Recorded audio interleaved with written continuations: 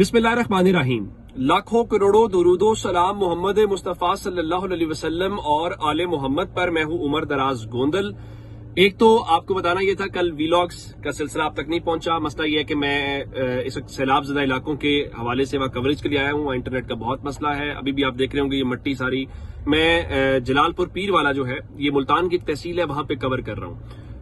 अब जरा वीलॉग्स के हवाले से मुझे टाइम मिला तो मैंने कहा चलें आपसे बात भी करें और आप तक जो चीजें हैं वो पहुंचाएं। सैलाब को लेकर मैं आपको ये बताऊं, पंजाब में तबाही मची हुई है। टीवी जो दिखा रहा है, जो गवर्नमेंट दावे कर रही है, वो अपनी जगह के ऊपर है। जो इस ग्राउंड के ऊपर सूरत हाल है, जो तबाही है, जो लोगों का नुकसान है, जो तकलीफ है, उसको लफ्जों में भी बयान नहीं किया जा सकता। अब जनाब मैं आपको आज की खबरों के हवाले से, आज जो सबसे बड़ी खबर है, चीफ साहब जो है वो आज 7वें आसमान पे पहुंचे हुए थे, बहुत गुस्से में थे। भला कोई खातून से भी लड़ता है और खातून से लड़के भी कभी कोई जीता है। आज इस्लामाबाद हाई कोर्ट के अंदर मुझे पता चला कि जनाब वहां पर जो जनाब चीफ जस्टिस हैं सरफराज डोगर, उनके दरमियान और ईमान मजारी के दरमियान कुछ तल्ख जुमलों का तबादला हुआ है। और आज एक अहम केस के हवाले से उनकी अदालत में पेश हुई थी ईमान मजारी। और ईमान मजारी का ज़ाहिर एक मौक़िफ़ है, वो इंसानी हुकूक के हवाले से उनका स्टांस है, बाकी चीजों को लेके है। तो आज चीफ जस्टिस ज़ाहिर उनके ज़हन में पहले होगा गुस्सा, मौका मिला उन्होंने बोल दिया। तो उनका जी मैं अब इस केस में कोई ऑर्डर पास करूंगा तो मिस मजारी नीचे जाकर प्रोग्राम कर देंगी कि डिक्टेटर बैठा हुआ है। यानी वो ये समझते हैं कि ईमान मजारी उनको डिक्टेटर समझती हैं। तो ईमान मजारी ने कहा कि मैंने कोई ऐसी बात नहीं की जो कानून के दायरे से बाहर हो। तो अब चीफ जस्टिस ने जो आगे अल्फाज इस्तेमाल किए, मुझे नहीं मालूम कि उन्होंने क्या सोच के ये बोला होगा या उनको अंदाजा भी है कि उन्होंने क्या बोला है। तो उन्होंने उनसे फिर कहा और उनसे ये कहा कि आपको भी अपना मुंह बंद रखना चाहिए, आपको भी अदब के दायरे में रहना चाहिए। तो फिर ईमान मजारी ने बात की कि मैंने जो बात की है वो जाती हैसियत में की है और मेरे क्लाइंट के केस को आप मुतासिर न करें। और मैं यहाँ एक ब्रीफ लेकर आई हूं, मैं किसी जाती हैसियत में आपके सामने नहीं खड़ी। तो उस हवाले से फिर चीफ जस्टिस ने कहा कि आपने कमेंट कर दिया कि मैं जज नहीं, मैं डिक्टेटर बैठा हुआ हूं, तो क्यों ना आपके खिलाफ तौहीन अदालत की जो कार्रवाई है वो शुरू कर दी जाए। तो ईमान मजारी ने कहा कि मैंने कोई कानून आइन से बाहर बात नहीं की, लेकिन अगर आप तौहीन अदालत की कार्रवाई करना चाहते हैं तो जरूर करें। तो ईमान मजारी ने कहा कि मुझे आइन ने आजादी इजहार राय दी है और मैंने वही इस्तेमाल किया है। और उसके बाद एक और बात जो हुई, उनका हादी साहब समझाएं इसे किसी दिन मैंने पकड़ लिया ना।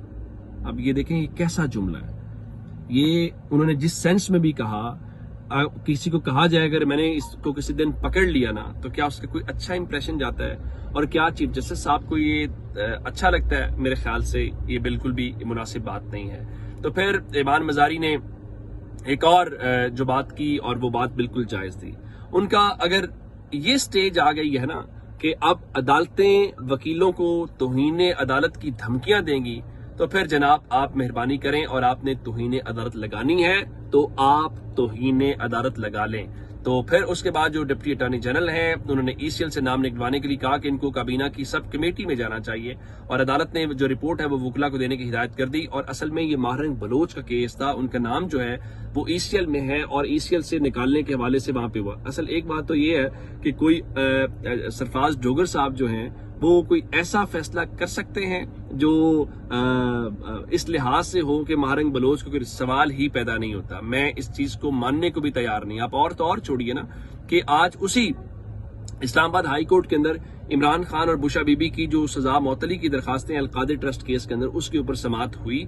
और अदालत ने, अब अदालत कौन सी है, ये सरफराज डोगर साहब के सामने पहले केस था और सरफराज डोगर साहब ने अब खुद को ही ये ऑर्डर दिया है कि जनाब वो उनकी जो सजा मौतली की दरखास्तें हैं उनको जल्द समाअत के लिए मुकर्रर किया जाए। तो सलमान सफदर साहब ने कहा कि नैब ने 2 बार प्रोसिक्यूटर तैनात नहीं उनके हुए, 2 बार उनका है, और फिर प्रोसिक्यूटर ने पेश होकर कहा हमें वक्त हो गया। तो डोगर साहब क्या फरमा रहे थे? तो ये पुरानी बातें हो गई है ना। तो ये सारी बातें हो गई। अब ये सारी चीजें करने के बाद जो है उन्होंने उनको ये बताया है कि ये सारी बातें उनका मैं ये लिख देता हूं तो उनका अदालत ने बहुत सी ऑब्जर्वेशंस लिख भी दी हैं, तो हमारी इस्तदा ये है कि हमारा केस मुकर्रर करने की तारीख दें।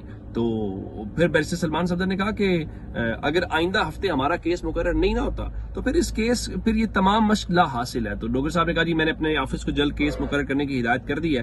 तो सलमान सफदर साहब ने कहा अगर ये केस आइंदा हफ्ते मुकम्मल ना हुआ तो मैं फिर साल के लिए मुकर्रर भी ना हो फिर मैंने आपके पास नहीं आना। तो डोगर साहब ने कहा कि देखिए मैं रिपोर्ट मंगवा कर देख लेता हूं। तो अदालत ने उसके बाद जो है वो समाअत के लिए उनको जल्द मुकर्रर करने की हिदायत कर दी। भला ये क्यों हुआ मैं वो भी आपको बता देता हूं।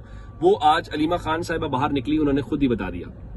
उनका हमें एक चीज वाज़ेह है कि इमरान खान के खिलाफ सिर्फ एक अल-कादिर केस है, उसमें अगर इनकी जमानत हो जाए तो वो रिहा हो जाएंगे। लेकिन स्क्रिप्ट बड़ा वाज़ेह है, ये चाहते हैं कि तोशा खाना में इमरान खान को सजा हो तो उस केस में जमानत दे दें। यानी इमरान खान को अगर आपने एक केस में जमानत देनी है अल-कादिर के अंदर तो तोशा खाना 2 के अंदर उनको सजा दे दे ताकि उनकी रिहाई का कोई चांस पैदा ना हो। ये सिस्टम इस तरीके से प्ले कर रहा है और ये सबको पता है। तो क्या इससे पाकिस्तान के जो लोग हैं उनको इस चीज का अंदाजा नहीं है? मेरे ख्याल से उनको बहुत अंदाजा है।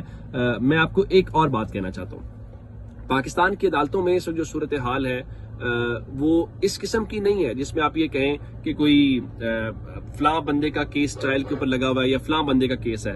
सच्ची बात यह है कि पाकिस्तान की अदालतें और पाकिस्तान के जज इससे खुद ट्रायल के ऊपर है।